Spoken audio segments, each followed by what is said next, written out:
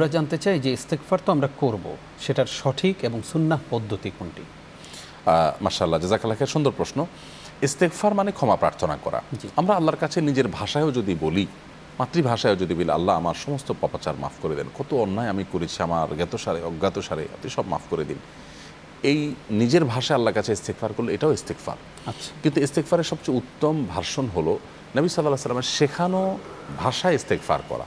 সেটার জন্য আবার সবচাইতে ভালো হলো সাইয়্যিদুল ইস্তেগফার এর মাধ্যমে ইস্তেগফার করা। সাইয়্যিদুল ইস্তেগফার মানে হলো সকল ইস্তেগফারের মধ্যে সবচেয়ে সেরা এবং শ্রেষ্ঠ ইস্তেগফার। সেটা কোনটা?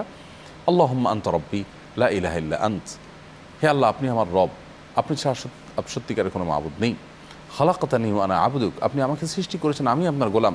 ওয়া আনা আলা আহদিকা ওয়া ওয়াহদিকা মাস্তাতাত, আমি যতটুকু পেরেছি আপনার সাথে করা অঙ্গীকারকে রক্ষা করার চেষ্টা করেছি। আউযু বিকা মিন শাররি মা সানাত, আমি যে সমস্ত পাপাচার করে ফেলেছি এগুলোর ক্ষতি আমাকে স্পর্শ করতে পারে, সেখান থেকে আপনার কাছে পানা চাই।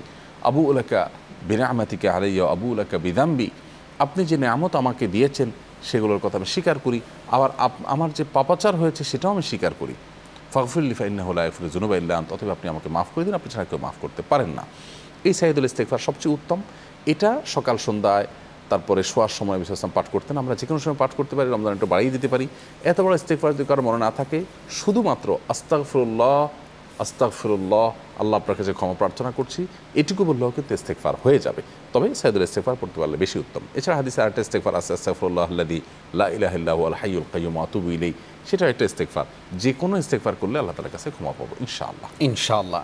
শেখ রাসূল সাল্লাল্লাহু আলাইহি সাল্লাম নিজেই যেহেতু অধিক হারে ইস্তেগফার করেছেন, আমরা যদি অধিক হারে ইস্তেগফার করতে চাই, সেক্ষেত্রে কি আমরা আঙুলের এই কড়া গুনে গুনে ইস্তেগফার করতে হবে, নাকি তাসবিহ যে এখন ডিভাইস পাওয়া যায় সেগুলোতে তাসবিহ আমরা দেখুন, ইস্তেগফার করব? ইস্তেগফার কিন্তু জপার নাম না।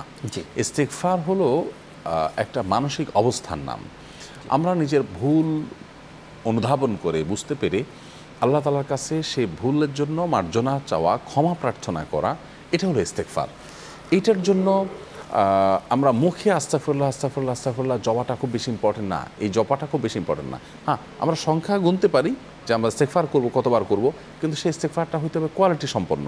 জপা বলতে আমরা অনেকে শুধুমাত্র গুনে চলে যাই। জি, জি। হ্যাঁ, আপনি তাসবিহে গুনে গুনে ৭০ বার নবী সাল্লাল্লাহু আলাইহি ওয়াসাল্লামের সুন্নতি অনুসরণ করতে ইস্তেগফার করলেন, হ্যাঁ করেন, ডেফিনেটলি কোনো অসুবিধা নেই।